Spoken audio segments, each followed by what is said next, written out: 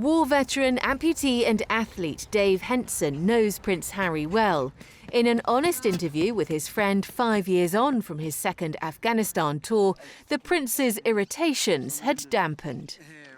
The military was the university of life, and then Afghanistan was the experience of your life. And I've never met anyone now who can't speak positively of their time in the military. Yes, of course, we had bad days, but the good days far outweigh that, and we were lucky enough to have those experiences and have a really good time doing it. Everybody else our age at the time was, stuck in an office somewhere, what I was about to go, quite not the typewriter, but do you know what I mean? It can be quite a selfish profession. You're having fun, you're enjoying it, you want to be the very, very best. And then you come out of it and it's like, right, now I'm a civvy and I'm going to miss all those guys, but how can I do my bit to make a difference? Not only was he kept on the straight and narrow, military service also helped him deal with the emotions from the death of his mother. I've got plenty of issues, but most of them, none of them really relate to Afghanistan, but Afghanistan was the thing that triggered everything else, and the process of which, if you not to get too personal, but if you lose your mum at the age of 12, then you've got to deal with it. And the idea that 20 years later still hadn't really, or whatever it was, 15, 17 years later, still hadn't dealt with it. Afghan was the moment. It was like, right, deal with it. And then sharing the stories and being amongst people who you know, when they tell you the issues that they're having, it's like, okay, yep, I've been there, done that. Yep, that seems familiar.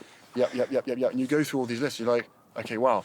So actually we have a lot more in common than we meet the eye. And then people suddenly jump to conclusions and go, oh, it must be Afghanistan. So no, man, like so many people who suffer from depression, anxiety, alcoholism, all that kind of stuff. It's not necessarily Afghanistan. It can be from when they were young, and Afghanistan was the trigger to bring it all to light and to deal with that stuff.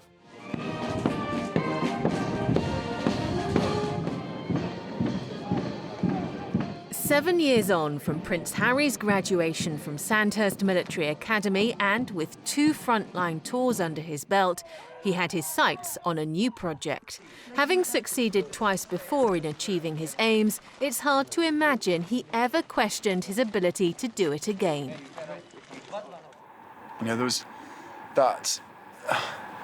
There was many times in my early life, and also many times in Afghan and then coming back from Afghan, where you actually feel helpless.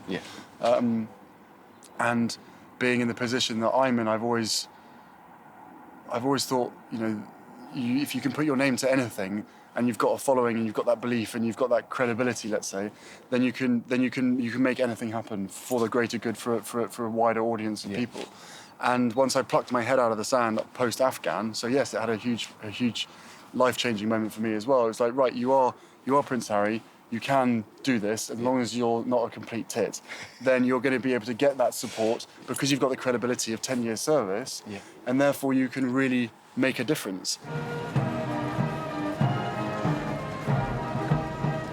By 2014, Harry, still with the military, was based in London. It was an opportunity to plan, organise and publicise his dream.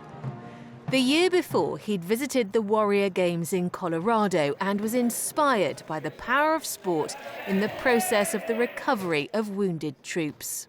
And hopefully bringing what essentially is a fantastic idea here and bringing it to the UK. Why not? In September the following year, the first ever Paralympic-style Invictus Games was born.